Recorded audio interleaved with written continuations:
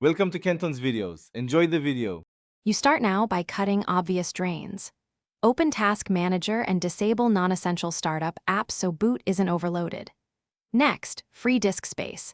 Make sure you keep about 15% free or at least 20 GB for page file and updates because low space slows Windows. Once done, run Windows Update and update drivers or firmware. Stability fixes often improve responsiveness. Make sure to reboot after driver installs. Many changes only take effect after a restart. Now you dive into the core optimizations. First, adjust visual effects to prioritize performance. This reduces animations and rendering overhead.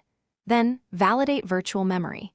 Either set system-managed page file or configure a custom page file on your fastest drive to prevent stutters under load. Next, clean storage with storage sense and disk cleanup and avoid traditional defrag on SSDs. Confirm trim is enabled for SSD health. Also, check background apps and scheduled tasks. Finish by enabling hardware features and validating stability. If your GPU supports hardware-accelerated scheduling, enable it and test. It can lower latency for some workloads.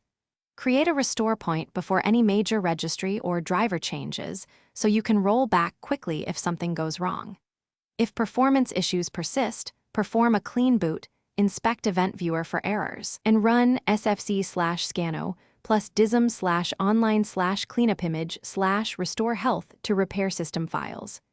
If a fix fails, restore the point and try the next step.